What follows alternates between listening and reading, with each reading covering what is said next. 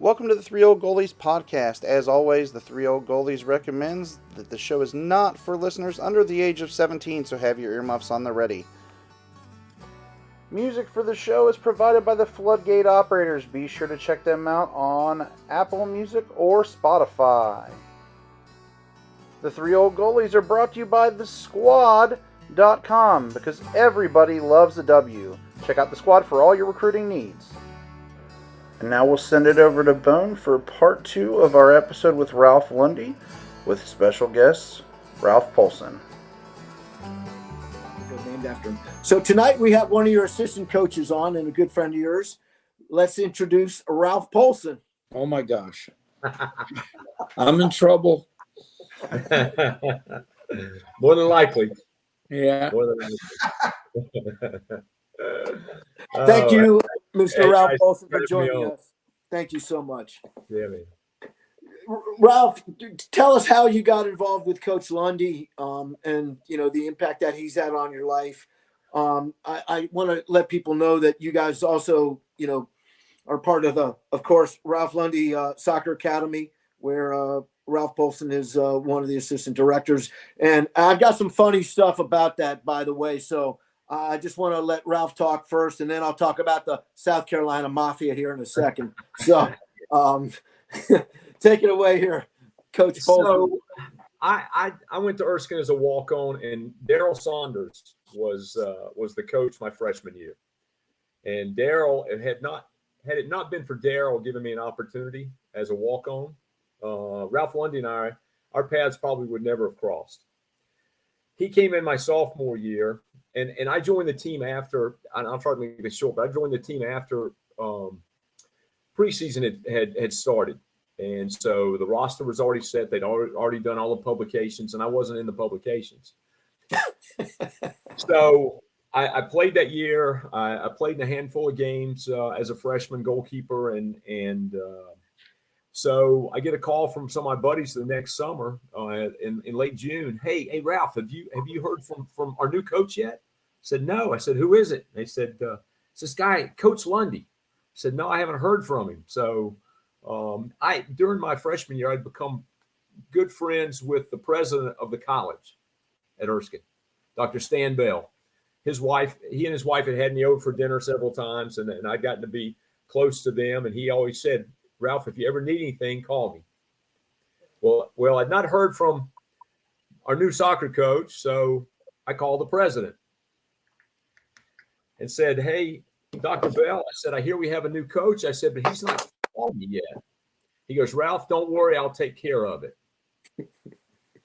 Well, about the next day, I get a phone call from a very unhappy soccer coach, Marine Corps lieutenant. that just had the president give him a call that he's not contacted one of his players, so that he wasn't very happy, and that was the start of what was a very rocky relationship for a while. There were several things along the way that first year that happened, and I was surprised that I maintained my position on the team. The rest is history. That was 1976, and here we are in 2023, and so we've been through. Well, in 76 was it spring of 77 that I caught you with 2 drinks in your hand at. No. That was. Hey, I can even tell you that was. Let me think. October of 1976. We had just played. We had just won the homecoming game. And Friday night, we decided to mix up some PJ, hunch punch, whatever you want to call, trash can cocktails. But we had mixed it up the night before to let it kind of sit. And basically, it's grape juice, it's fruit punch, it's all the fresh fruits and maraschino cherries and grain alcohol. It's a small college rite of passage in North and South Carolina is what it is. No question. So we let that sit all night, and we won the homecoming game. The Tams are playing that night for our homecoming dance. So after the game, after dinner, we go back and we're getting our groove on. We're getting making sure we got happy feet because we got to dance the night away. So we get down to the dance, and I've got a cup in my right hand. I've got a cup in my left hand, and I am happy, and I'm singing, and I get ready to go into the dining hall there at Erskine. I look up, and there's Coach Lundy. I take both cups, 2 red Solo cups, and I toss them into the bushes and go into the cafeteria and hide. Man, I am nowhere near where he is. So the next day, word is passed around among the team. We've got a conditioning session in what we call the pit. It was this little small gym behind the dorm that I lived in. That was basically, we played indoor in there before indoor was popular. Yeah. So we showed up. It was a Sunday, and we really weren't supposed to do anything on a Sunday in Due West at Erskine. But he had gone in and he'd closed all the windows. He turned the heat up, and it was the old gas heat, so it would just ran and ran and ran. So we walked in, and it was like a sauna. So we get on the line, and we're running suicides. We're running on that small basket. It's a basketball court. We're running foul line and back, midline and back, foul line and back, inline and back. And we run, and we run, and we run, and we run. And finally, about 45 minutes in, he stops. He goes, his fingers are a little bit, and he starts shaking that hand at us. He goes, some of you were drinking last night, and you know who you were. I'm not dare. Am I going to look? I'm not looking up. I'm not looking up. I know where he's looking. And he goes, oh, you that were drinking last night, step forward. And boy, I'm not. And I kind of raise my head up, and he's looking right at me. And I'm like, hell, I'm busted because I knew I gotten called the night before. I stepped out. I looked to my left. I looked to my right. And I'm the only one standing there. Slowly but surely, guys started stepping up on the line. We ran for another 45 minutes. I mean, we were absolutely, and the guys were throwing up. I mean, we were absolutely whipped. I mean, we must have done that for an hour and a half. We're under those same suicides, back and forth and back and forth. We'd finished one. The next group, I guess we had like 3 groups. So you were running every third one. But we went for 90 minutes. He kept me on the team. That's called old school, isn't it? That is very old school. Can't do that anymore. Yeah, can't do that anymore. Coach, we got through that. So Daryl Saunders isn't there a Robbie Church connection with Coach Saunders too? Sure is. Yeah. Daryl went from when he left Erskine, he went to Campbell, and then from Campbell he went to Pfeiffer. And Pfeiffer, Robbie played for him at Pfeiffer, and then I would go up and work Daryl's camps in the summer. Robbie and I were camp suite mates. We played against each other in college, and then we were camp suite mates in the summer. Right on. Okay. Yeah, that's just recently, just a couple of weeks ago, Coach Lundy, myself, and Van Taylor, who you guys have had on, the 3 of us hopped in a car and drove to North Carolina and spent the day with Daryl. And had lunch with him and just had a grand time. That's great. So share, a lot of people forget that you were, Coach Lundy's assistant at college at Charleston. How did you get involved in that, and how long did you work for him? And, I guess my third question is, was it hard to leave when the Wofford job opened? I was his assistant in 79. I played 75, 6, 7, and 8. And I had a couple of classes I needed for grad school. I was a chemistry major, and I was going on to do graduate work in chemistry, and I needed a couple of classes. So I stayed on as the assistant in 79 with another teammate, Mike Rubish, who coached at Emory. And then I went off to grad school for 2 years, came back, I did my master's in analytical chemistry, and came back in 82 as the assistant at Erskine. Thanks to Coach, I got the job at Presbyterian College in the spring of 83, and I was there from 83 until the summer of 2000. Jeff Peacock was Coach's assistant and was getting out and going into private business, and it was time for 17 years. It was time for me to make a move, and the opportunity to go back and work with him was very appealing. And so I went down as associate head coach in the summer of 2000. I was there through February of 2008. We made it to one Southern Conference championship in 2003, and then in 2004 we won the Southern Conference tournament championship and went to the NCAA's that year. And then the fall of 2007, I ran for the executive committee for what's now United Soccer Coaches, then was NSCAA. I ran for a position there. In December, the Wofford job opened up, and they reached out. There were a lot of things that were very appealing to go into Wofford. Was being a head coach again. I'd had my experience with division as an assistant in Division I, and now it was an opportunity to take a program that was in Division I that had not had much of any success in Division I, and see what we could make of it. The other appealing part was they offered me free tuition for both my kids. So both of my kids are Wofford alums, and that in itself had about a $250,000 price tag on it. Pretty easy decision. But no, Hey, it Greg, really I was. got to tell you, Coach Polson, in the early 80s and 82, he developed a keeper that was just unbelievable at Erskine named Matt Byer from Atlanta. Yeah. I mean, he just did a job, and that guy was something. And we went to the NAI National Tournament and did great. And then when he was with me at College at Charleston, we got a good keeper who had been released from Ajax Academy. And boy, did Ralph make him a great keeper. Holy mackerel. And we went to the second round of the NCAA tournament in what year, Ralph? 2004. Four. Yeah. And this guy has just retired from professional soccer in Holland.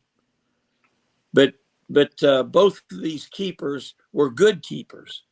But what Ralph did to them and for our program was just amazing, because we're talking about keepers here, and we're talking about people who do excellent work and can make, and either for themselves or as coaches, take the next big step. And with these two guys, Ralph just did amazing with them. Yeah, I want to ask you guys, Ralph, when Coach Wilson, when you were his assistant, were there any good recruiting debates? Like, hey, I think we should get this, and he would say, I don't know, or vice versa. Any stories that you guys got on, some of the recruits, or, how you got some of the recruits? No, you know what? Really, we seem to be pretty much on the same page for that. He was talking about our keeper in 2004. The interesting thing was Keith Wiggins had verbally committed to me at PC in late December of 99 or the January of 2000. And then February of 2000 is when I announced that I was going to leave PC and head to the College of Charleston. And Keith said, Coach, I want to go with you. And I said, okay. So I got in touch with Coach, and so we were able to pull together a little bit of money. And Keith Wiggins, who's now the head coach at the College of Charleston, he was Coach's assistant for a lot of years and became associate head coach. And then when Coach retired, they named Keith as the head coach. But he and I talk all the time about how different our lives would have been had I not left PC, because he met his wife, who was also a goalkeeper on the women's team at College of Charleston. But we talk often about how different our lives would be if I had stayed at PC and he had gone to PC as opposed to the College of Charleston. But Hey, Ralph, thanks for cleaning that up. I got my decades mixed up. Yeah, Keith Wiggins was the one. Yeah. In 2004, the Dutch kid was 2012. Right. Ralph was at Wofford then. We played against Ralph then. But Keith Wiggins, who was a great athlete and had a work ethic beyond belief, but Ralph made him a great goalkeeper because every day, it was the next level. It was don't be satisfied. And boy, Keith Wiggins did a job. We had a great team.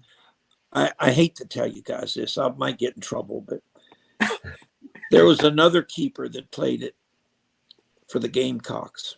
Yes. Go ahead, Coach. We played against them 3 times. Keith Wiggins in our goal. We had 1 tie and 2 wins. 1 win in the NCAA tournament. And their keeper, the Gamecock keeper, we scored 8 goals against him in 3 games. And now this guy is amazing, that's for sure. His name's Brad Guzon. But see, he didn't have Ralph Polson as his goalkeeper coach. That was the problem. And I don't know if guys still do this, and I don't really follow college football, soccer that much, but EV used to say, look, if you've got a goalkeeper guy as your assistant, you don't need to give somebody a full scholarship. You can give them half, and get Ralph or Greg Deutsch or whomever. I believe that. Well, stand here. Earlier, I gave you this philosophy that Ralph and I have lived on in our coaching careers, and that is you recruit by where they can go. What is their ceiling? And see, the instant fix is, you got to do it sometimes, no doubt about it. But I find it disappointing that coaches aren't willing to look at a kid coming out of Atlanta, Georgia, or Charleston, South Carolina, or Raleigh, North Carolina, Charlotte, and say, where is he going to be his junior year or his senior year or his sophomore year? And the 2 keepers we just talked about that Ralph developed were that. They were both all-state keepers. Yeah. But Ralph saw they could go much, much farther, and he took them much farther. And that's my point. I get disappointed that coaches take the immediate instant fix. And that team we had in 77, we had 16 Atlanta kids. Incredible. On that team. Oh, excuse me. On 94. Holy crap, I'm getting 2 decades mixed up. 94. Can you imagine that? And then we had 8 South Carolina kids, and we did have 5 internationals, but holy mackerel, we invested in those kids, and we played, and we developed and grew and competed. Although I do believe you have to play big brothers to develop a player. You have got to play the very best for them to develop. So internationals, I appreciate their place in our college game. Yeah. Hey, Coach, let me ask both of you this. Do you guys both feel that the pressure to win is so high for men's college soccer that it's got to be that instant fix that you just referred to? Get the top 40 teams. Immense pressure. I really do. And why is that? Being an Olympic sport that, is limited in scholarships, the attendance, I think the last 3 years, even though it's improved in the college men's game, hasn't really, I thought, taken off like it can. And I know it's going to get there, but it just seems, you alluded to, Coach Lundy, the international game earlier before Coach Polson got on. And it's very, very dominant all over the, Division I, Division II, NAIA. And I'm wanting to know why you feel there's that pressure, because you don't hear a lot of men's coaches getting fired. You definitely hear it on the women's side more than the men. Okay, let me think now. First of all, I think youth soccer has become such a big part of American life now. And I think the numbers show that. So I think so many more people are growing up as soccer parents, or they're growing up as soccer players who become soccer soccer parents. Mm-hmm. So I think the importance and the seriousness we give to the game, I don't think the attendance has changed. So I do think it's important. I think people do get fired. And I think there is a lot of pressure on them to win, even if the attendance isn't tremendous. And I don't know that the attendance for college soccer is going to improve very much, because it would be interesting to know how many pro teams there actually are in the United States now. It is a huge, gigantic number. The Charleston Battery has now moved into my stadium. And boy, they have made wonderful, brilliant improvements and spent a lot of money. And it's a great franchise with great people. And it's very, very popular in Charleston. Yeah. And every town you guys, your towns, pro soccer has become a monstrous item. So I'm not sure college attendance is going to grow so much.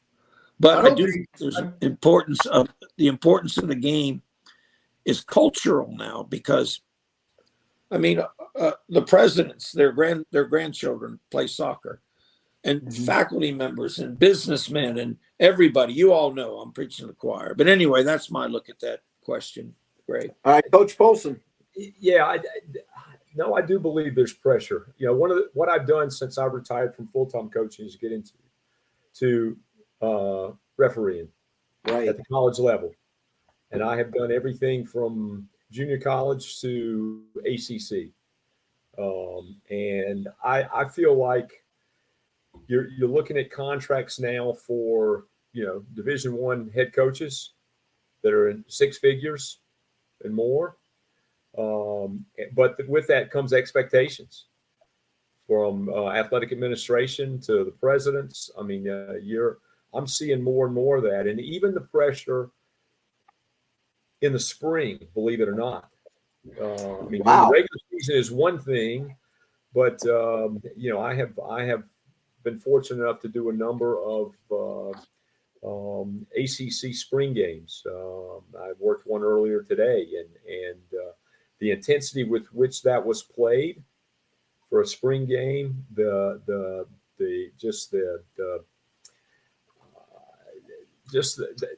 coaches. How uptight and even in a spring game to be successful. That they're judged even in their performances at that time. But I think it comes down to they're putting money into the programs, into budgets, they put money into salaries, and for that reason, they're with that comes great expectations, and I'm seeing that more and more. You talk about attendance. I was fortunate enough to back in September, I was on the crew for Clemson, Indiana, and there were almost 7,000 people there. It's that's a pretty large crowd. That is. And then, and then you look at the crowds, and a lot of it has to do with location and the teams that advance to the College Cup. But I feel like the attendance there has been on the rise, and part of that is finding. I feel like with that we found a home with Wake Med. Being able to play there, and I would like to see that be the location every year, just like Omaha has college baseball. I'd love for Cary to be the home of college soccer for both the men and the women. Yeah, I thought this year was something special, having both the women's followed by the men's College Cup. And the Triangle wants it. They embrace that event, right? It's perfect. Yeah. I want to talk a little about, the Ralph Lundy Soccer Academy. So I'm going to plug that a little bit here. I hope Ryan's not too disturbed by that, but nevertheless, and as you can see, as Jumbo alluded to, my Nike equipment here, right? And Ralph Lundy was one of the first people I remember to embrace Nike when they were, just getting started early into soccer. And I don't know if it was the Joey Elsmore connection, but all of a sudden camp business just exploded. And not only in South Carolina, but how this went to West Georgia. This is mind blowing to me, but all parts of Georgia.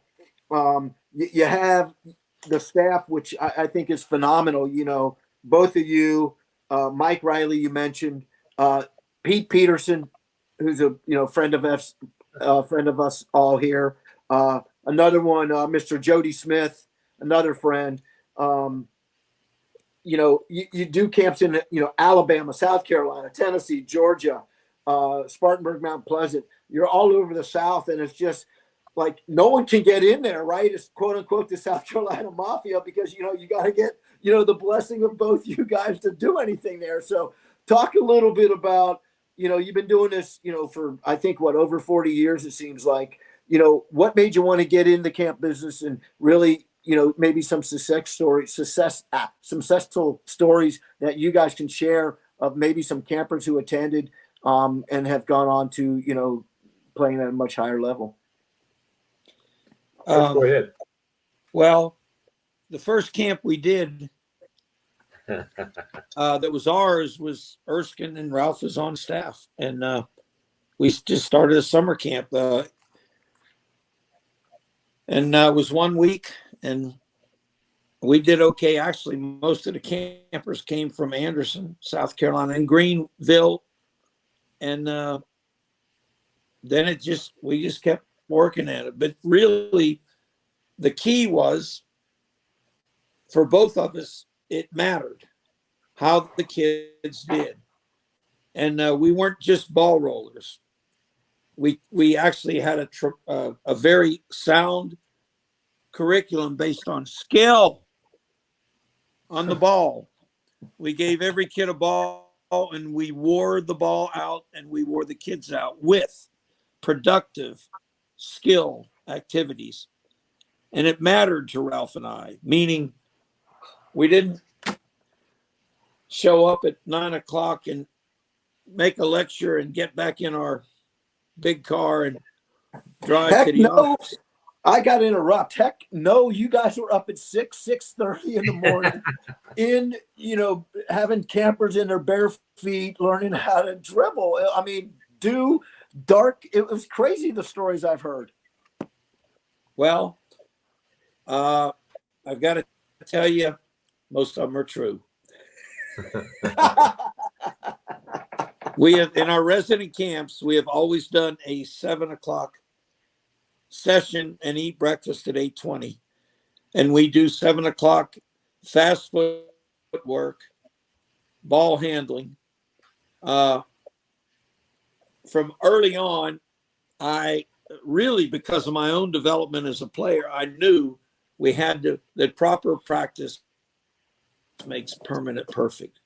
And repetition matters, and perfection matters, and skill matters.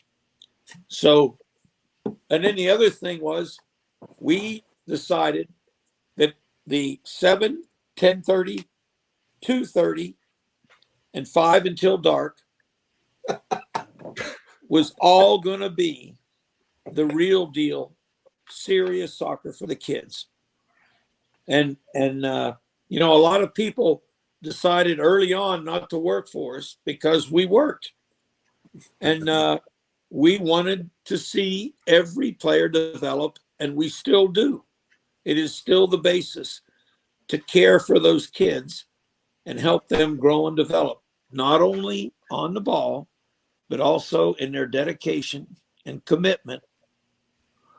Today, I went to watch one of my son's games. He coaches for Charlotte Soccer Academy.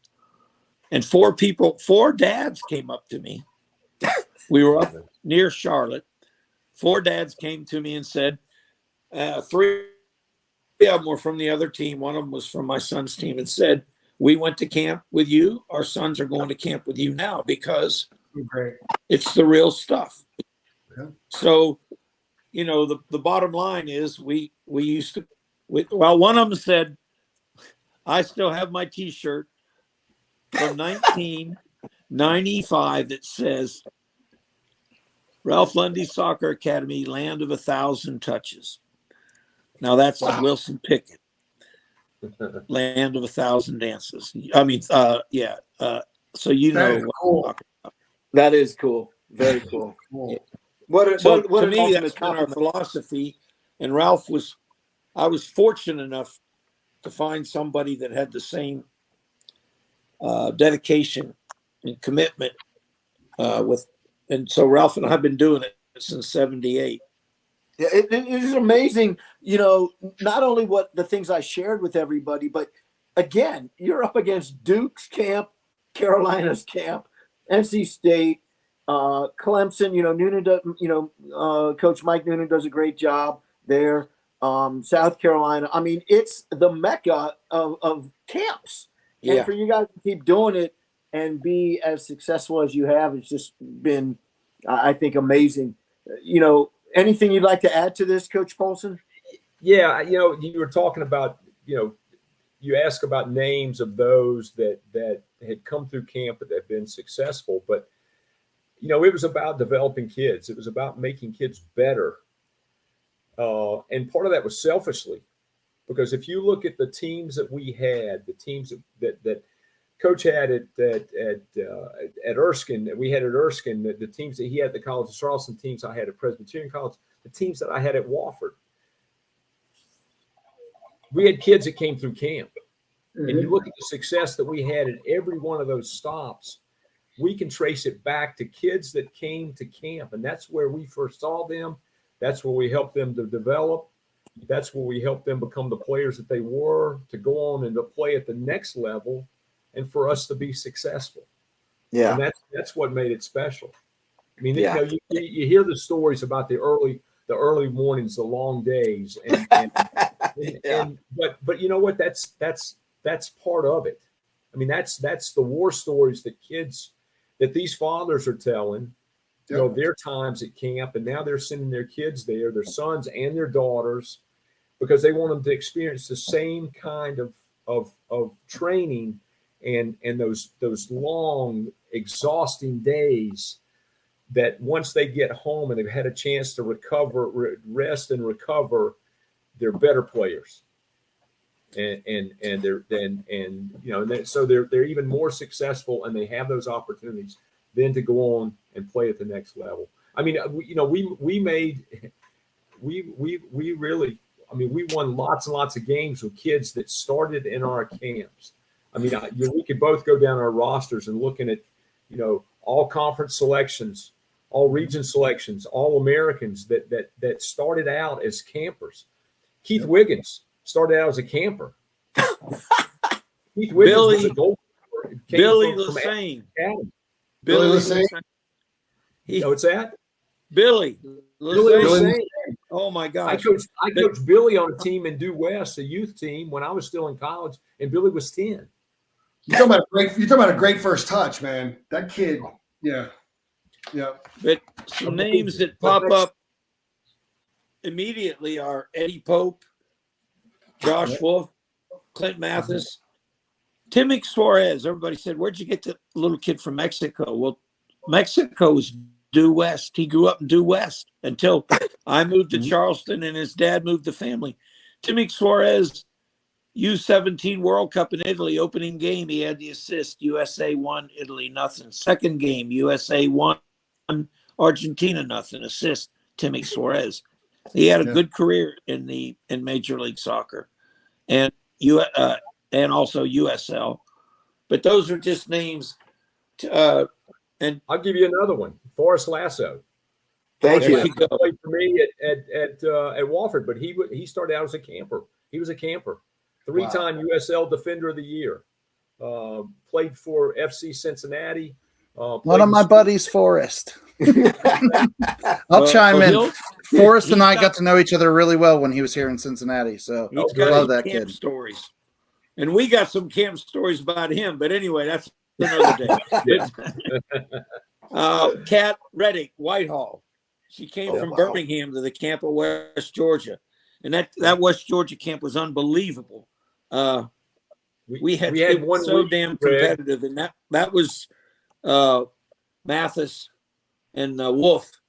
They both came 4 or 5 years. Yeah, amazing. And we contributed. But I'll tell you what it was. It was the fact that they got up at 6:30 and they were playing at 7, and they were playing at 10:30. They were training, excuse me. They were training at 2:30. They were playing games from 5 o'clock till dark with a meal in there somewhere. Somewhere. And you know what it is? It's just like the four of us right now. We are gym rats. We are soccer ball rats, the four of us. If we had our rathers when we were 15, we were playing ball. Yeah, very true. And what this atmosphere in camp does, they learn to work hard and love it, and they can see improvement and they love it, and they become just like the four of us are. And some people say old school. Well, darn right, old school. Big time. Yeah, big time. All right. Well, listen, John Boa, I am going to turn this over to you. Coach Polson, you guys can definitely stick around a little bit here. I know John's going to be he's got some other things he wants to get into. Coach Lundy, your stories were hilarious. Thank you so much. Coach Polson, again, thanks for, figuring out how to make all this work for us to surprise him. He had no clue. It was great to sort of see his reaction when you were coming on. So, again, thank you. All right, John Bo, over to you. Before these guys leave, what's that, Coach? Well, just a concern. Eric didn't miss because he's having shoulder surgery, did he? That's going to be a hashtag. Before these guys leave, Ralph Polson probably knows this. I don't know, Coach Lundy, if you do, but the Final Four in basketball, Florida Atlantic University, the number one assistant for FAU is Kyle Church, Robbie Church's son. Oh, man. How about that? How about the Final Four? That is super. That's super. Yeah. And it's really amazing because Robbie Church is a terrible basketball player. He will be pissed that you said that. Ask him how many times he's lost to me in the bar shooting that basketball game. The pride of Woodward Academy will be very upset. Woodward Academy to hear that. But yes, but that's wonderful. The Kyle Church story is wonderful for the little, because the whole world revolves around this show, right, Ryan? Absolutely. Everything that we talk about on this show either happens in the future, or like we'll have this weird thing where it's like, oh, we just talked about that, didn't we? It's usually like the next week. There's always some sort of weird thing that pops up. I do want to share. We get a little bit personal on the show sometimes, so I do want to share this since we have Coach Polson here. A couple of photos from Forrest Lasso's days with FCC. This is him with my two little ones and my wife. And then the night that I met Forrest, actually right there in that picture right there. So when he came to FCC, we joked that he was my brother from another mother because he just looks like a younger version of me. But yeah, this show definitely has some weird ways of like revolving back to different things happening. So just karma. It's just a weird way of how things work. But Boa, you gonna? Sorry, Ryan. He's just a few weeks away from fatherhood. Yes, I'm super excited for him. I am too. I actually just messaged him a couple minutes ago and was like, "You're not going to believe who's on the podcast that I'm producing right now." So, and send him a picture of you on screen. So, we love Forrest. Hopefully, everything goes well for him and the missus, and we'll get to talk to him soon. So good. But Boa, you want to? I never worked at the Ralph Lundy soccer camp, unfortunately, but now I know why Eric Vaughter's second session of the day was at 7 a.m. So that was, 4:30 in the morning, because you got to train before the campers go, right? You're on college, so you can't even see the ball. And then you go, yeah. So now I know, Coach Lundy, thanks a lot. That's it, man. Hey, Good old Eric. Paid But off. I'm worried about that right shoulder. I don't know. Well, And where'd you grow up, by the way? Where'd you grow up? I grew up, to your point, I grew up in the soccer hotbed of Vicksburg, Mississippi. Oh my gosh. And I was at ODP camp, and EV was the assistant at Duke, with Rennie, and he saw me getting shelled, and that's the rest is history. Yeah, that's a We great had a story. couple Presbyterian battles, Ralph, when you were there. A few times. When I was playing for Robbie at Belmont Abbey, I was there 86 to 90. I remember going that's in Clinton, right? Yes. Isn't that Yeah. right? Yeah. Yeah. Well, that was a good part of the country to play college soccer in, man. Greensboro really College, CG, Duke, Carolina, Charleston, Erskine. Oh, unbelievable. And Brian Haynes, coach, thanks for bringing him up. I'm going to look him up this week. Yeah, I talk to him pretty often, and he comes to Charleston pretty often. We have good times. Hey, so Stanley Dudko, Oh, yes. Belmont Abbey legend. George Kennedy. Belmont Abbey legend. Went to Wake I Forest. love George. Kenny Lola. Kenny Lola. I worked for him at Akron for 3 years. Well, he was at Belmont Abbey. Yep. George Kennedy was an absolute wonderful person. I'll tell you, wonderful. Coach I miss him. Chisowitz. That was interesting. You said that about Coach Chisowitz. Also, he was a very nice man, and was very open to like you said, no matter where anybody was from, where they spoke. I think I worked at Wake Forest camp one year, and then we beat them, which was kind of a problem at Wake Forest for Belmont Abbey to beat him. But he was very great. Yeah, so the best ever. Oh yeah, in front of all those girls. Oh man. It's a small, wonderful world, and I just get chills as a history guy having these shows. It's incredible. Walt Chesowitz was the most charismatic coach I've ever been around. He motivated everybody. I mean, like I say, if he walked in the room, you could feel it. You could feel it. He was something, and he put it on his back. When it wasn't cool, buddy, he made it special. He started it. So I owe him so much. And by the way, I live 2 miles from the doctor, Dr. Joe Macknick. And man, is you talking about fun hanging out with him. He's my mentor since 76 as well. And he's another reason, another great example of, people that made things possible in the 70s and the 80s. As a goalkeeper, my parents were like, we don't know what it was you're even doing. And they found there was a Joe Macknick ad in the back of Soccer America. And I think I went to Marmion. I went to the soccer park in St. Louis. And I was like 12 or 13. And it was, completely different. But it was amazing because by the time I was 16, I was training with Franz Hoek at Macknick's goalkeeper camp. So Dr. Joe, another pioneer. Yes. He lives 2 miles. Actually, he and I and our wives, we just went to the Daytona 500 together. And, great. he's a stock card wacko. But, hey, buddy, he's just like Walt. He's built this game in the United States. And you know it. You were there. I don't know, Greg, if you went to Joe's camp. No, I definitely was in that era. And then even later on competing against him, with my goalkeeper camp against his. Now, the only not the only difference, but a major difference was his was overnight. Mine was not, and his was in Dayton, Ohio. Mine was in Cincinnati. But, a lot of campers obviously went to that camp in Dayton. It was led by Coach Greg Andrulis, who's a friend of ours. Just, did a great job and still does a great job, as everyone on this show knows. So got to train with Shep Messing, which was a big deal as a 14-year-old. Oh, wow.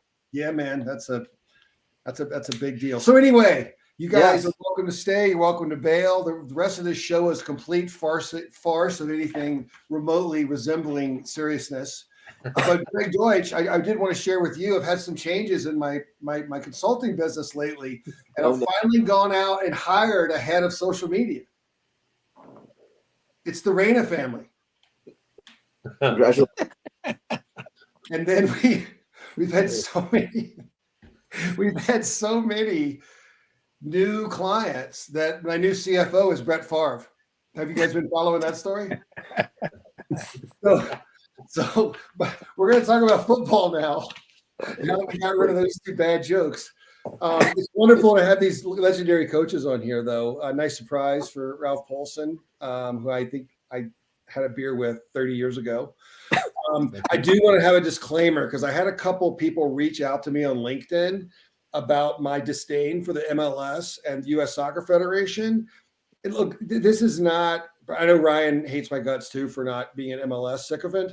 But look, it's just – I don't watch the Kardashian show. I don't watch Crisley Knows Best.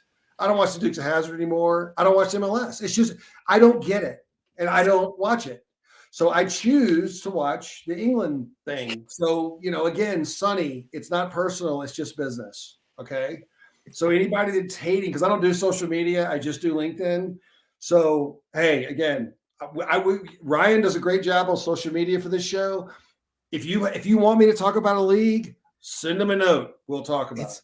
It's not that we all hate MLS. Here's the thing.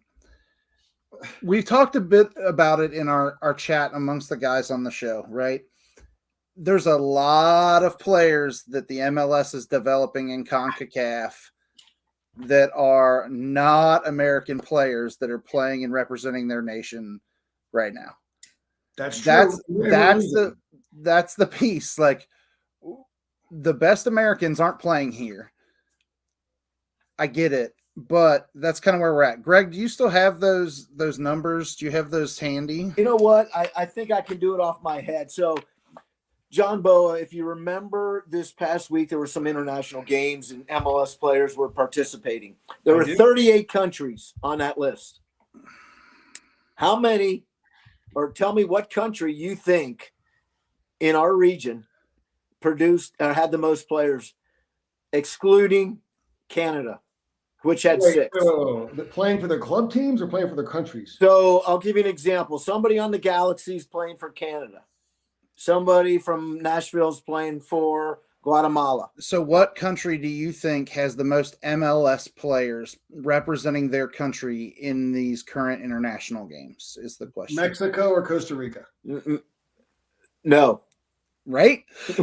Right. Costa Rica was the one that I said. Yeah, that's funny. He said that. Yeah. The answer is Jamaica with 5. Jamaica be great. Only 5 players. Only 5 players. Now, this is interesting. Of all the countries, what country had the most? I'll give you a hint. Now, Ryan, did I say it right the first time? You don't want to live in this country. Yeah, you have to, right? Yep, or you can phrase it different, Ryan. Go ahead. That's what you have it right on. Like, Cuba. It's a place that you do not want to live right now. Cuba. Not Cuba. Not Cuba. Panama. Come on. You got to remember soccer, not baseball. Panama had 1, by the way. Panama had 1. Wow. I'm at a loss. Go ahead, Venezuela.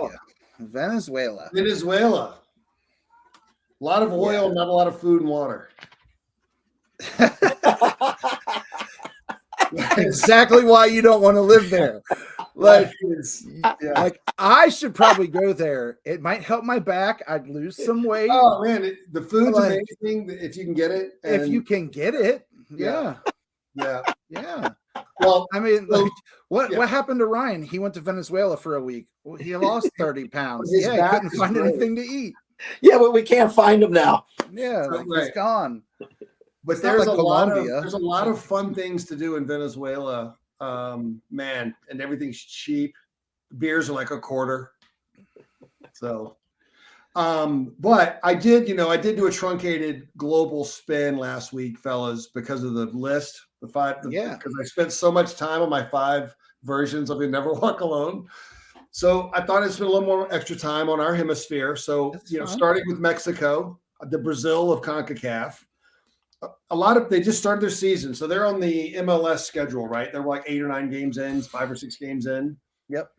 But a lot of people don't realize they divide their schedule into 2, like a lot of minor league baseball teams do. Right. Abinchera Clausera, right? It's really neat because you can have a shit first half and a good second half, and you play in the playoffs. It's a pretty good little system. You can trade players and all that kind of stuff. So I have a question about that, since you've obviously done a little research on it. How many teams that have had a shit second half are successful in that playoff run? Oh, anybody that you know of? That's a really good question. Because I'm sitting here thinking, if you have a great first half and a terrible second half, and the playoff follows the second half, you're probably out of a job. Right. I think that you're probably going to get fired, right? Because you got to get ready for playoff. I guess it's kind of like, you're 7th in England, but you're in the quarterfinal of the European Cup. Yeah. You know what I mean? So you're, oh man, I'm not going to qualify again unless I win this fucking tournament. Right? It's $100 million. Right. So that's a really good question, fellas. We'll have to look into that a little bit. Yeah, we'll have to dig into that a little bit. That's one of those nerdy moments for me where I'm like, it doesn't make any sense. Because, I just think if you split it that way, and the second half, the team that's winning the second half will probably be more likely to win that playoff, I would think. Yeah, because unlike baseball, it's such a sport of timing and grace, right? I mean, you can't just plug in a first baseman and go to the World Series. But right. And again, this might not be current, because if I don't know something about global football, I just make it up. But they used to, because I know there's been a lot of changes since the pandemic. But again, with Mexican football, man, I mean, the fields are huge, and when I say huge, sometimes they're 90 yards wide, mostly 80. Very, very hard, a lot of ticky-tacky, goom, nice little stuff. But, there was Hugo Sanchez played at Real Madrid, big-time Mexican player. You don't see a lot of that right now. So, I watch almost everything that I can. I don't watch a lot of Mexican football. I don't watch a lot of African football because I just don't see it. You know what I mean? But again, big, hard, wide pitches. Our friend Alan Adams played goal down there in the 80s. We need to try to get him on the show. But one of the cool things, fellas, about this sport, there's a million, is Brazil. So we all know that Brazil is the gold standard, right? Germany, Brazil, England, whatever. But they call the Brazilian NFL the Campeonato Brasileiro, and my Portuguese is awful. I had to call Roland, and he was laughing at me. Campeonato Brasileiro Serie A. Okay, so they got a lot going on there. Or in English, it's the Championship A Series, okay? But in Brazil, and I did not know this, do you know what the Brazilian fans call their top soccer league? I do not. Nope. The Brasileiro, all one word, but in English, it literally means the big Brazil. I think that's cool. So what's the next one? Not the big league, the big Brazil. Big Brazil. Yeah, I guess the junior Brazil, Greg. The Brazil light, yes. So the other cool thing, isn't there a Serie A and a Serie B? They do this. Isn't that how it? Yes, exactly. So again, their NFL, their top level is Campeonato Brasileiro Serie A. Then it goes Campeonato Brasileiro Serie B. However, another thing we forget about in this country is that the state championship in Brazil is a huge deal. Okay. Yeah. Right. So let's just start in Canada. Does anybody know how many states are in Canada? Provinces, are in Canada. 6. Greg?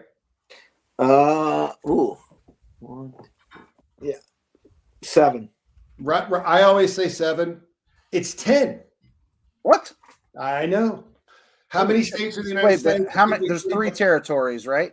It's weird. It's weird, but there's 10. A Canadian friend of mine corrected me vehemently on this. I was like, oh, it's only fucking 7. And he's like, no, there's 7. But anyway, so in the United States, we have 49 or 52 or something. I'm not really sure. But in Brazil, does anybody know how many states are in Brazil? Now, this you would never know. 36. No. It's less than that. It's almost half of us. It's like 26. Wow, it's 27. Whoa! The reason that I bring this up is because a state championship in Brazil is a huge deal. So we're going to use Sao Paulo, the state of Sao Paulo, as an example, because obviously Pele played for Santos. He's from there. But the other 3 big clubs, I don't know. Can you guys name them without looking at it? Corinthians. Yep. Palmeiras. Palmeiras is Corinthians' big rival. Very good. Yeah. And then the other one is Santos' big rival. Starts with an F. The name of the state. It's the name of the state, Sao Paulo. Sao Paulo? Yeah. Okay. So Santos is actually a minor club, even though Pele played there. The only reason we know about SFC is because Pele played there. But the Sao Paulo Corinthians Palmeiras, that is called the Iron Trio. Oh, I like that. That is cool. How hop on? That's cool. Yeah, it is. Yeah. And of course, the fourth club, Pele played at Santos. Santos are kind of looked upon as kind of like rednecky, if you will. There's some Formula One drivers have been from there that have been famous, that kind of looked down upon, that have done very, very well. But that's interesting. I thought that the Iron Trio and the Big Brazil were really interesting as football people. Moving on to Argentina.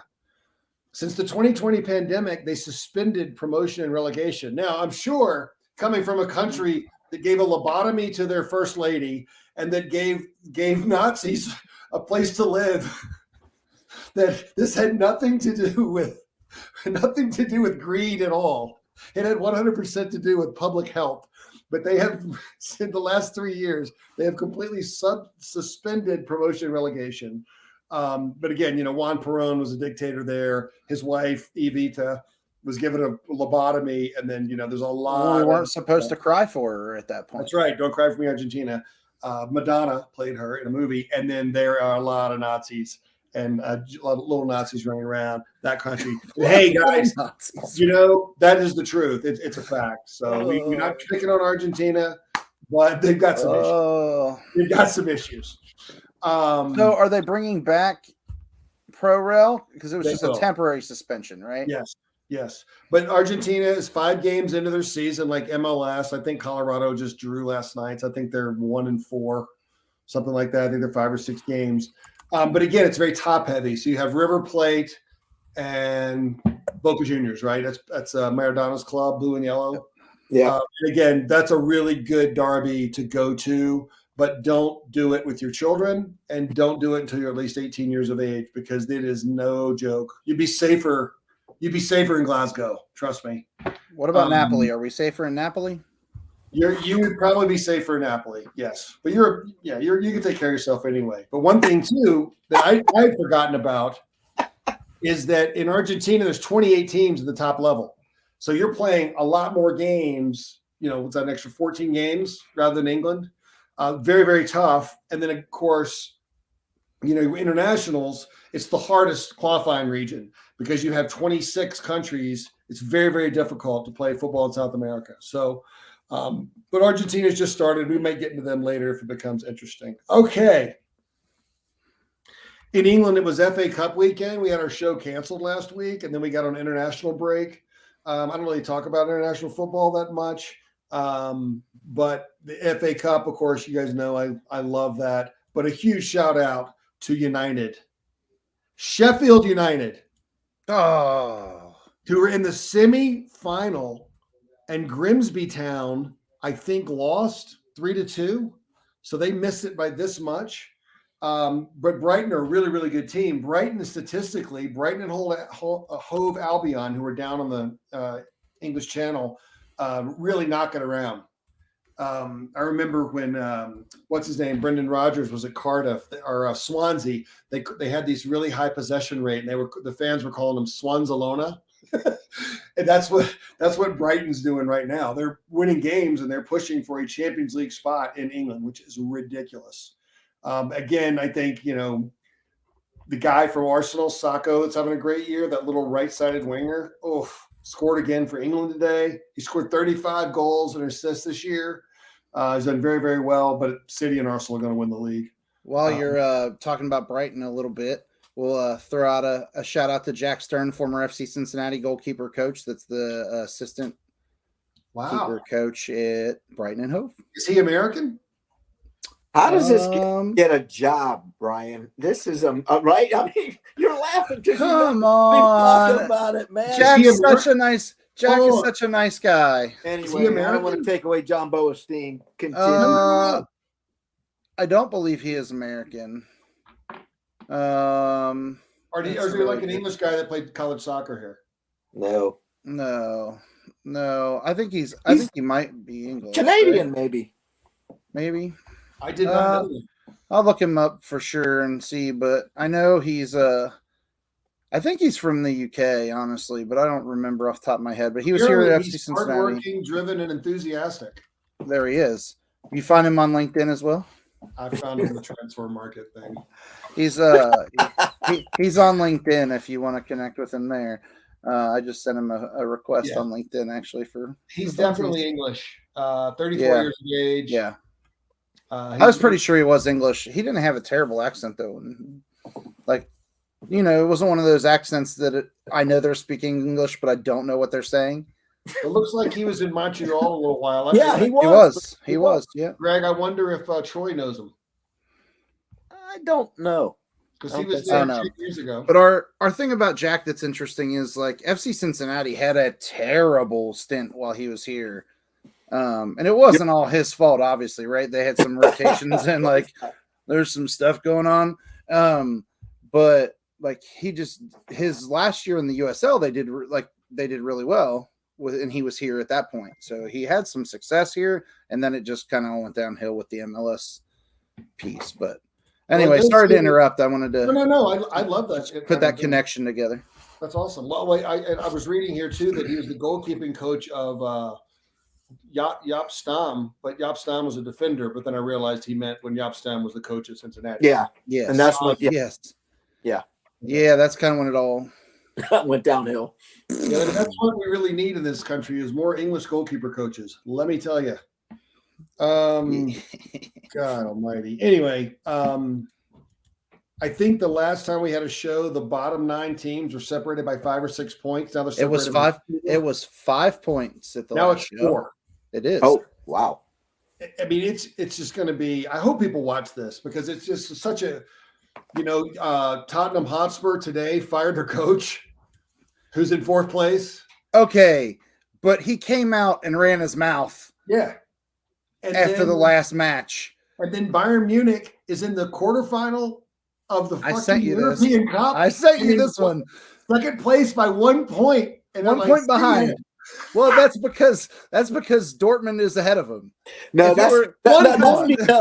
tell you what it's due to. It's due to the coach's girlfriend who's a journalist, and the players couldn't say stuff without thinking it was going to go to the paper. Hey, I saw that episode this week. Craig Deutsch with the scoop. I saw that episode with Ted Lasso this week.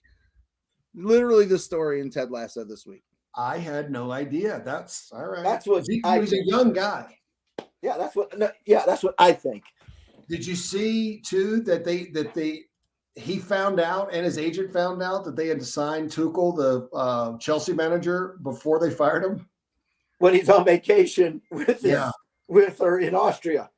Yeah, but I mean, Bayern, the Champions League, it's rare air in the final 8. It's whoever's on song, as they say, right? It's whoever's on that day is going to win. So you can't in the Champions League, you can't have an off day. Yeah. Like at this point, right? It is like it's so balanced and like just what you're getting into that last. You can't compare scores. I think as Americans, a lot of time we do the compare scores thing. So Real Madrid just gives Liverpool the prison shower of a lifetime. Then they lose twice to Barcelona. Manchester United wipes Barcelona off in a 2-legged tie like they weren't even there. Yeah, and Barcelona's going to win the league. You got to show up. And Liverpool had just beat Manchester United by a touchdown, right? Yeah. So if you start comparing all those games, you're like, how does this work? It doesn't. It doesn't. It doesn't. Right. And I think that's why these guys keep pushing the NFL of Europe thing. It's just you get that top level. I just think it would crumble. But anyway, we'll talk about that at a different time. I did have a funny story about Liverpool, Ryan, that they're not going to lose a game for 13 days because they're not playing. Only because they're out of the FA Cup, the European Cup, lost. And then their next game, their next 3 games are Manchester City, Chelsea, and Arsenal. So they could go realistically almost a month without winning a game. Is what I'm hearing. All right. Yeah, that sounds good. I like that. As Sammy would say, ouch, babe. Yeah. I like that. As Sammy would say, that was great. Ouch. Ouch, man. I don't think people got that, but I did. That's their.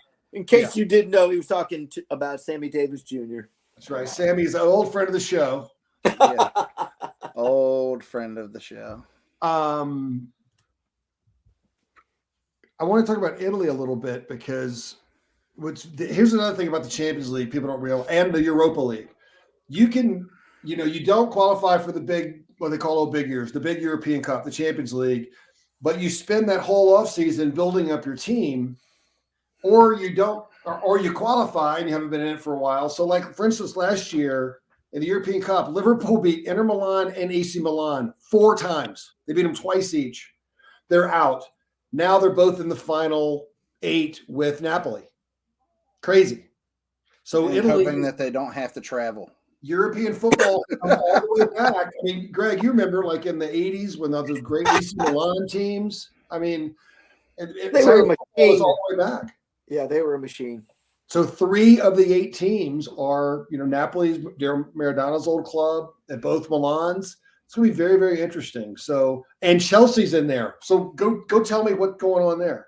But anyway, it's pretty interesting. You can change your club that quickly. And the Europa League, some good football. Even that Conference League, some good football. Very entertaining. So there's a nice shout out. I don't know if you guys remember that classy Spanish player that played at Real Madrid and Liverpool, Xavi Alonso. He came in to Leverkusen, I think, back like around Halloween or November, maybe even later. And they've gone on this big run, and they're in the quarterfinal of the Europa League. And they're pushing to the top of Germany as well. So that's a nice little story. And then I wanted to ask you both a goalkeeping question. We don't have EV on here, but I wish Polson was still on here. Did you see the goal that the Sporting Lisbon guy hit against Arsenal? The ball's around in the center circle, and he settles it, and he picks his head up, and he takes a touch, he picks his head up again, and then he just hits his laser right under the bar from about 55, 60 yards. And I was thinking, I got a lot of phone calls like, hey, what was the goalkeeper off his line?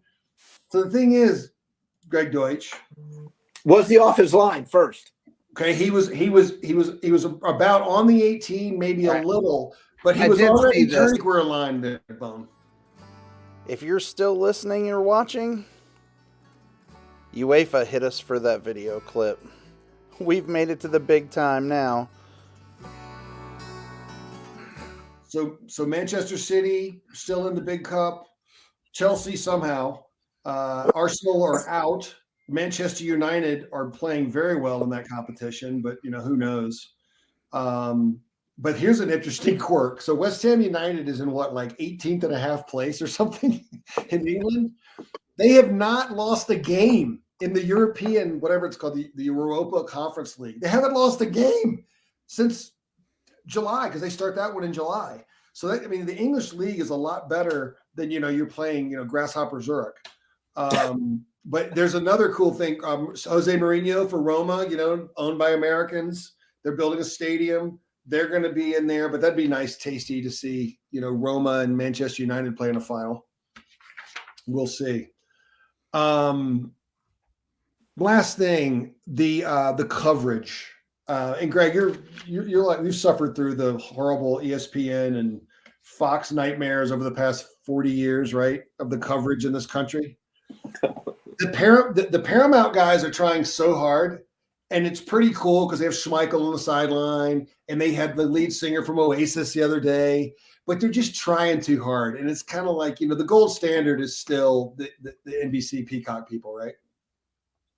Definitely. They're great. Definitely. It's not even close, right? Yeah, but they do a good job. The Paramount people, especially, they do Tuesday, they do Wednesday, and then on Thursday they do the Golazo channel with all the games, and it's really cool. I mean, it's we'll go to Istanbul. Oh, we're going to fuck off to Zurich, and but it's really interesting, and I love the passion. It's just a little goofy, because like Jamie Carragher, God bless him, Thierry Henry, Schmeichel. I mean, they've got Shut up, Thierry Henry. Yeah, shut up, Thierry Henry. But again, it's the coverage is getting there. But the NBC thing, I can't believe they haven't gotten nominated for whatever it is that they give Emmy awards or something TV. Yeah, ESPN wins them. Yeah. ESPN's not giving them any awards. They're not getting an ESPY, that's for sure. That's true. But they so, do a great job. Since you brought up Thierry Henry, see the possibility of him as the U.S. men's national team coach. Is that true? Yes. Everywhere. I don't know. That's why I said I can't wait because I can wear my shut up Thierry Henry t-shirt all the time. But I mean, if you're losing to Holland 1-0 at halftime, and you go in, Thierry Henry is going to sit there with his coaches and say, "Hey, should we add an extra midfielder? Should we?" I mean, these guys don't. These are different. I mean, Thierry Henry is one of the most dynamic players of the past half century. That doesn't mean. I'm glad you mentioned that because here's my thought on it. I really wonder this. This is a genuine question for me.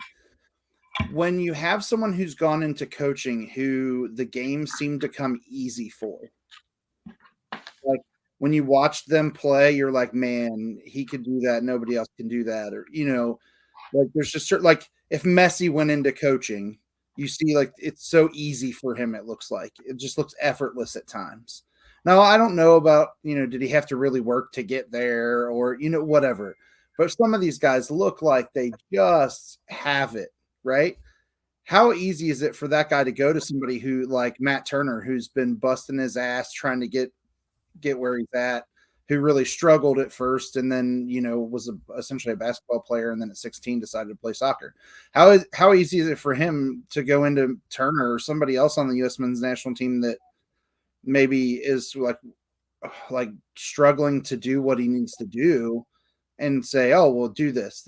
It's easy. You can do it." Like, it just seems to me that Thierry Henry is not the guy who I want to hear telling me that I need to try this, that, or the other, because he seemed to have it just so easy back then. And I could be totally wrong.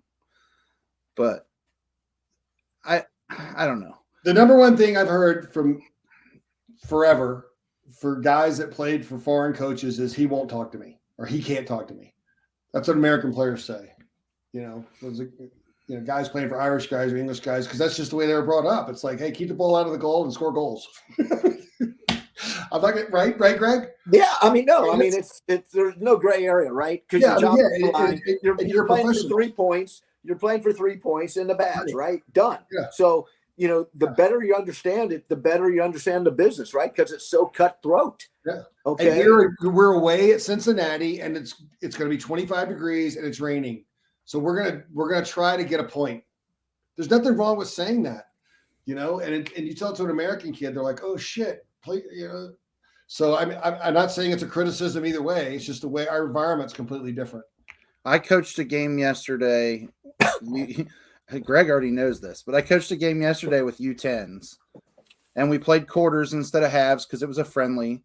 And I literally said, "Let's just try to get out of this quarter without giving anything up." Legitimately with the conversation we had on the sideline. And some parents will hate you for it. And that's fine. But like when you're down, like we were down 5-2, we weren't really possessing the ball well, right? And I just said, let's go through this fourth quarter without giving one up. Like, let's see if we can pack it in and stop it from giving one up. And the girls did exactly what I asked. I don't see that as a problem. It's a growing, like a learning experience. And I think when we're talking about the U.S. men's national team, there's still some development there. A little bit. Right? While we're on the subject of youth soccer, Coach Deutsch, why don't you tell us what that trophy is behind you? That trophy. Now, here's a funny thing, John. Did you drink out of it yet? No, I thought about it, but my wife made me very aware. Of course, right? Where has that trophy been before it came to me, right? I know. Oh, I know where it's been. Well, nevertheless, I took her advice and hit pause, so we won't do that. Okay. Go clean it first. But what's interesting, with all the showcases that U15, 16, 17, and 18s play, you're very rarely in a tournament for anything, right? because you're just going to a showcase, win, lose, whatever. Okay, yeah, you get rankings, but at the end of the day, it is what it is. Now you're in a tournament, there's something on the line. It's called first place, right? Mm-hmm. And you get rewarded. And for this team, we entered a showcase and unfortunately did not get accepted. So I was trying to find another option, and without driving all over the country, of course. And that was a dig at me for taking my girls 2 hours to Indianapolis for friendlies. So we entered this tournament in outside of Louisville, Kentucky, and won it. And my kids were so geeked up about getting medals and a trophy and the cup. It was incredible. And I mean, look at the size of this thing. I mean, this is a pretty big trophy, right? Proper hardware, man. Yeah, I mean, it's pretty big. So I would rinse it out. Very rare. Rinse it out and put a Splitsville liquor in there. Yeah, very, very, very rare that. So Cup came home with a cup. Oh, right. We should add that. You should. Yeah. So Cup came home with a cup. We also, friend of the show, Chris Osmus, the girls from Cincy West, the 06 girls went to Baltimore this weekend, and they came home with a cup too. Nice little drive there. Yeah. I'd love to know why he went out there, but that's a number of players are interested in playing on the East Coast. Oh. And there were a number of coaches that were going to be attending the event. So enough said. Of course, I asked that question. I was like, 7-hour drive. What are you doing? Exactly. Isn't it longer than that? It was like, he said it was like 6.5 to 7 hours when he got there. So it wasn't bad. Yeah. Oh. Yeah. I've done the DC. I've done the DC drive before. I felt like it was a little bit like around 7-8 hours. So I thought it was a little longer. But. It may be a little longer. He texted me and said, I'm 3 hours into a 7-hour drive yesterday. I'll talk to you later. Hey, Greg, what was that big youth tournament at Thanksgiving in DC forever? Capital Cup? Yes. Remember that? Yeah. Yeah. That was, I did that on Thanksgiving morning from Ohio many years. Yes. All right, Bo, you got anything else on your No, man, I'm done. Back to you guys. All right. Well, I want to cover some MLS so we can chat a little bit about Major League Soccer. I want to highlight a couple teams that still remain undefeated. So if I told you FC Cincinnati was undefeated through 5 games when the season started, nobody would believe me. But they are. But they still don't have the best record. So St. Louis, the newest expansion team to the league, won again last night. So 5 matches. They are 5-0. And that's a women-owned franchise? That I believe you're correct, but I couldn't tell you who the owners are. Now you've heard the success story that they're laying on the media because they had these players in St. Louis about a year before they started. They did. So they played St. Louis City 2 was already playing in MLS Next Pro last year. And they had a number of the players that are on their current roster on that squad last year. So they don't have any allocated players. Yeah, they do. They do. But they were building their team. That seems smart to me. Yeah, so it wasn't like get to know you in preseason like most, right? Yeah. It was exactly 6 months before that. And the bigger thing that the media was emphasizing was it wasn't just the actual style of play. It was a lot of these foreigners had to get used to the city of St. Louis. And so they gradually got to, get acclimated. Their families got acclimated. Their kids got acclimated. Yeah. So it was a much better transition. Journey. Yeah, exactly. Yeah, transition. Yeah. That's great. Carolyn Kendall, Joanne Taylor Kendall, the 2 owners, and then Jim Cavanaugh. Yeah. Are listed as the ownership group. Yeah. But yeah, so St. Louis undefeated still in the West. Pretty crazy to think that a team could go 5-0 in their first 5.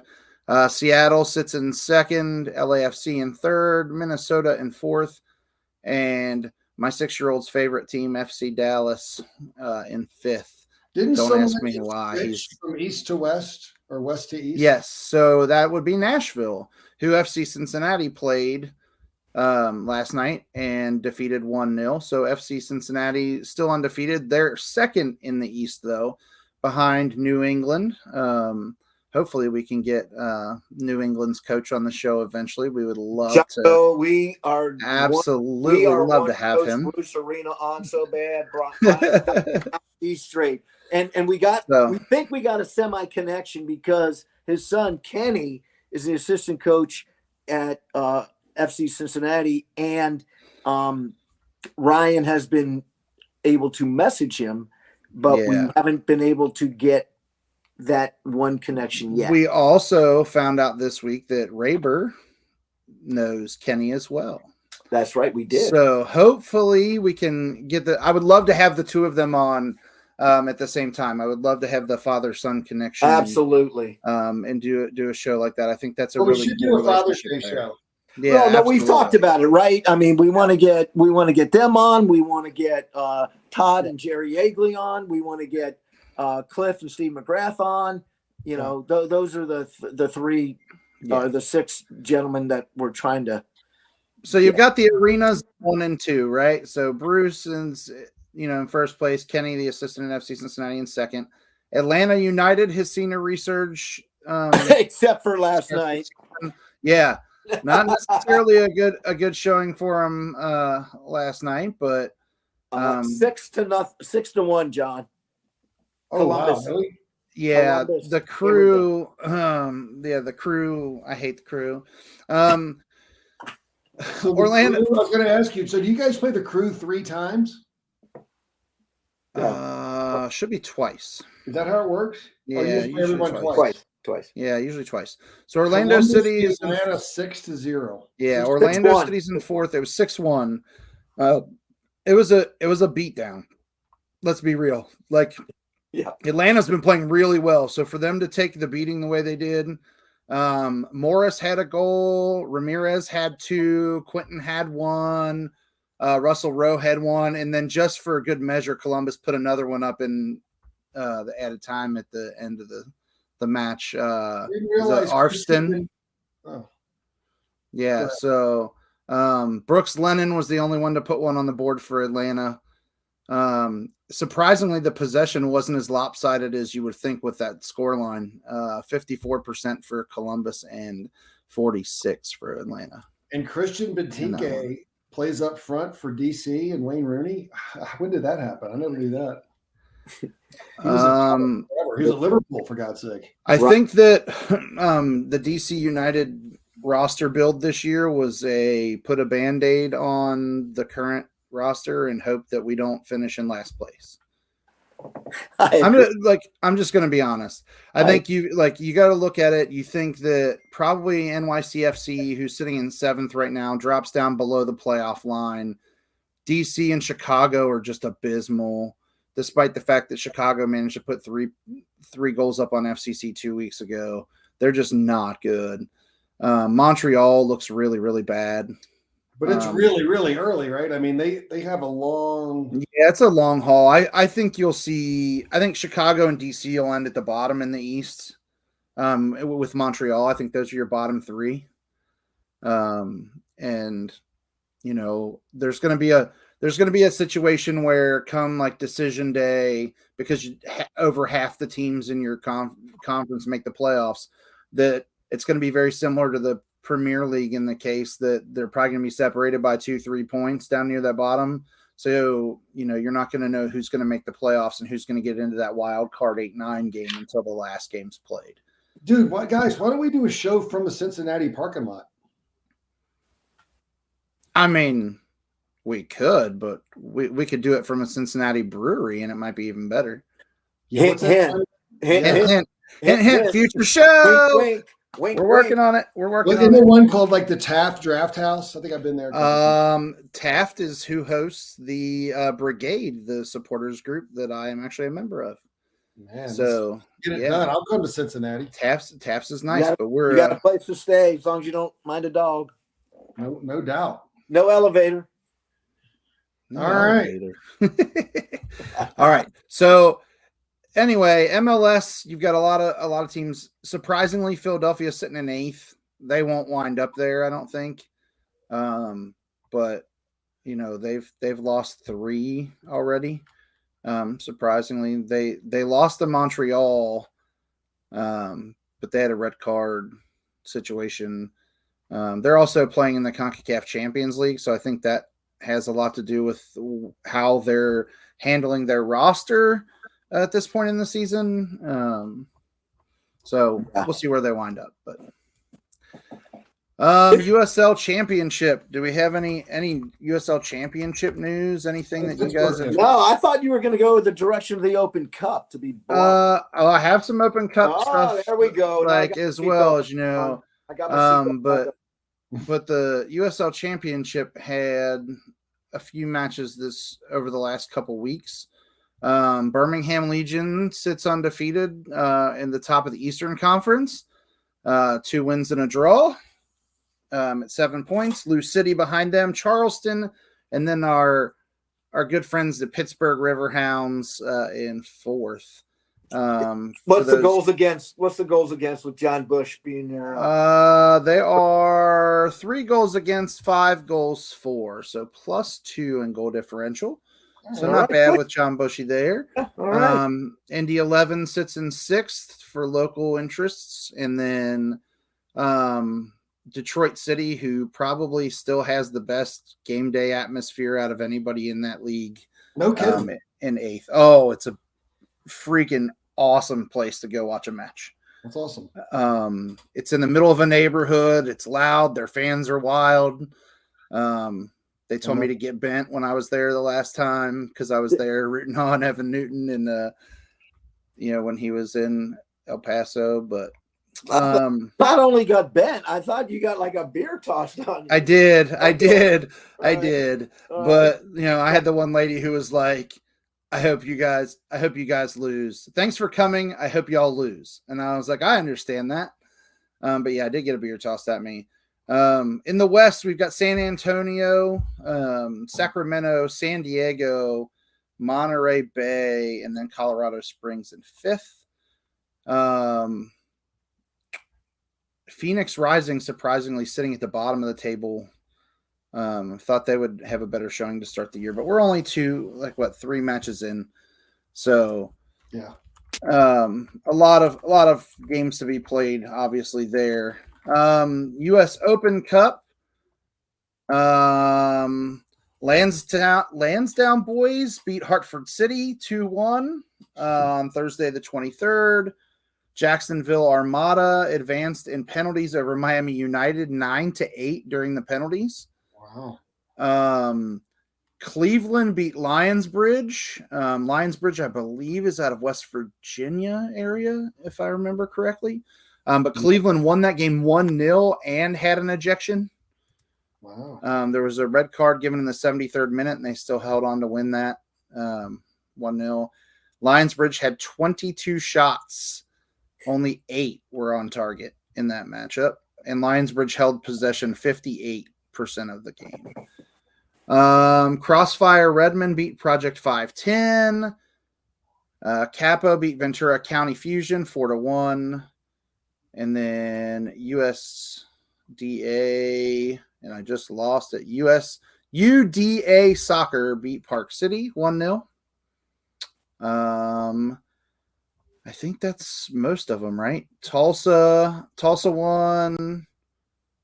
Appalachian advanced over Carolina Dynamo in PKs. Appalachian. I didn't even know they had a club up there. Yeah, Appalachian. Boone, North Carolina. Right on. Yeah. And you look them up, Bo. Their crest is really cool looking. Yeah, I've seen it. I will. They got a friend of mine's daughter plays for the women's team there. Very, very cool. Chicago House beat Bavarian. Nona beat Club de Leon 2. There were lots of red cards in Open Cup this week. Lots of them. Manhattan SC won 2-1 over Clarkstown. Westchester United lost to Ocean City Nor'easters 3-1. Westchester, that's an old youth club. Yep. And El Farlito won 3-0 over Inter San Francisco.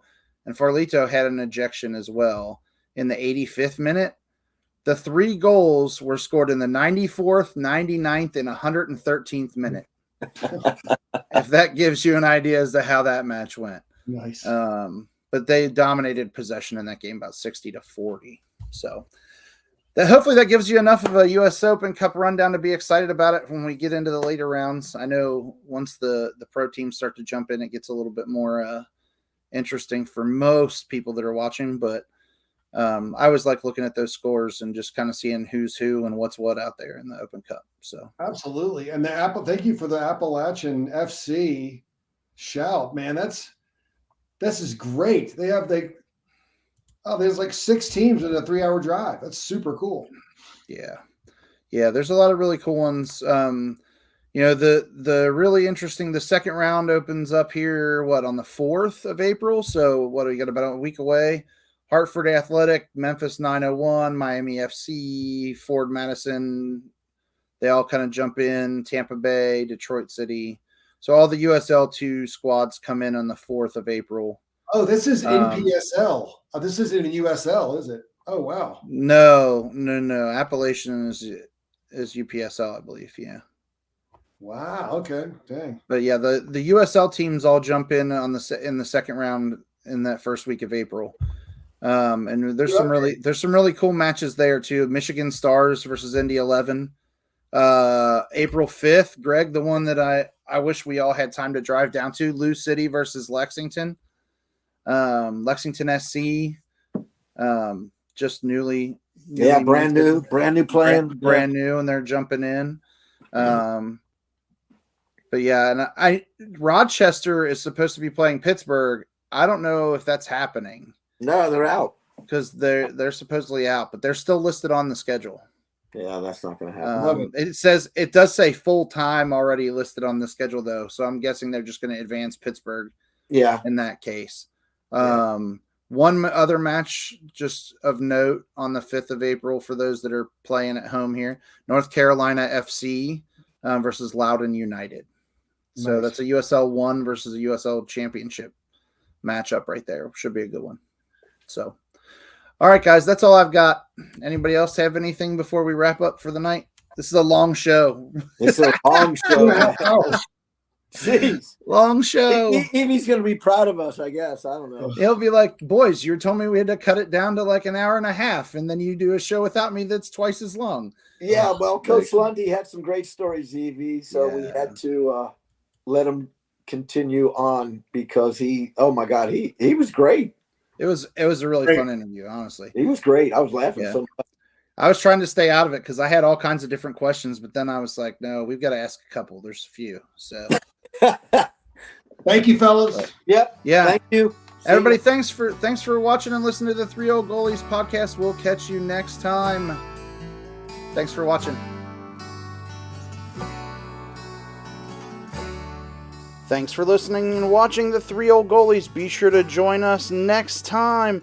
Like, subscribe so you don't miss out on any of our great content. You can follow us on Instagram or Twitter.